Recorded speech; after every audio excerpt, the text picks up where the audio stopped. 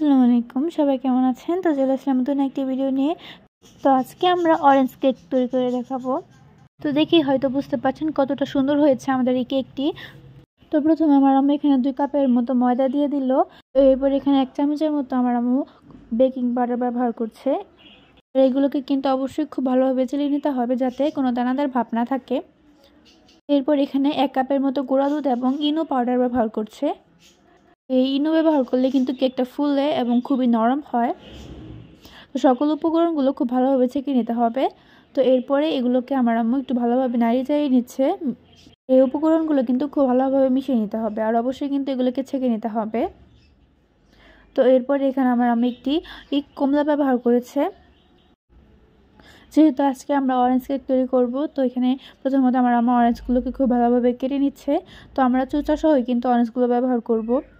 তো এগুলো কিন্তু খুব ভালোভাবে কিউব কিউব করে কেটে নিচ্ছে যাতে এগুলো খুব ভালোভাবে ব্লেন্ডার করা যায়। তো এগুলোকে আমার আম্মু ব্লেন্ড করে নেবে। তো আপনারা চাইলে ব্লেন্ড ছাড়াও কিন্তু করতে পারেন।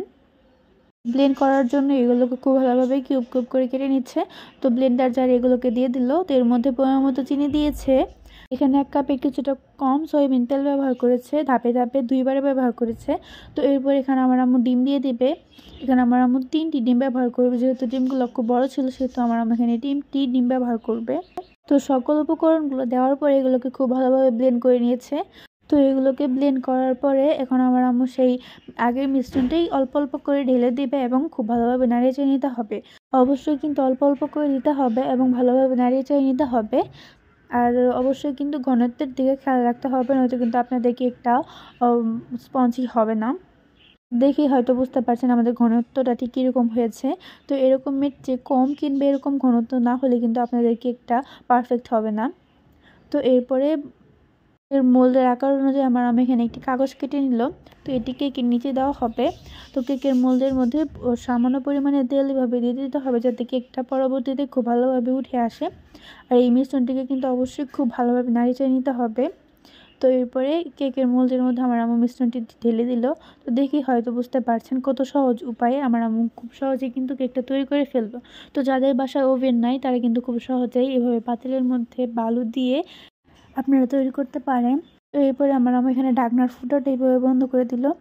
তো ঠিক এভাবেই কিন্তু আমার আম্মু সম্পূর্ণ কেকটি তৈরি করেছে। এখানে আমার আম্মু 30 মিনিটের মতো এটিকে রেখে দিয়েছিল খুবই কম আছে। পাশের উপরের অংশটি আমার আম্মু লাল করে নিল যেভাবে ওভেনে, তারা কিন্তু খুব সহজেই তাওয়া এভাবে উপরে দিয়ে কিন্তু উপরের অংশটি লাল করতে পারেন। তো দেখতেই পাচ্ছেন নিচের অংশটাও কতটা সুন্দর হয়েছে এবং উপরেরটাও কিন্তু হালকা একটু লাল হয়েছে। কতটা সহজ উপায় এবং খুব কম সময়ে কিন্তু আপনারা ঘরে বসে কেক তৈরি করে খেতে পারবেন ঠিক এভাবে। আর কিন্তু ওভেনের চিন্তা নেই, ওভেন ছাড়াই কিন্তু এই চুলার মধ্যে কতটা সহজ উপায়ে তৈরি করে নেওয়া যায় এই অরেঞ্জ কেক। শুধু অরেঞ্জ কেক না, আপনারা যে কোনো কেক চাইলে কিন্তু এই চুলার মধ্যেই তৈরি করতে পারবেন। খেতে যে কতটা সুন্দর এবং কতটা মজাদার হয়েছে তা বলে বোঝানোর মতো না। তো দেখে বুঝতে পারছেন ভিতরে এবং কতটা নরম আর স্পঞ্জি হয়েছে, দেখে হয়তো বুঝতে পারছেন। তো আজকে আমাদের রেসিপিটি এই পর্যন্তই। আর নতুন নতুন রেসিপি দেখার জন্য আমাদের চ্যানেলটি কিন্তু অবশ্যই সাবস্ক্রাইব করতে ভুলবেন না এবং আমাদের চ্যানেলটি অবশ্যই ফলো করে দিয়ে যাবেন। তো আমাদের আজকের রেসিপিটি এই পর্যন্তই। সবাই ভালো থাকবেন। আল্লাহ হাফেজ।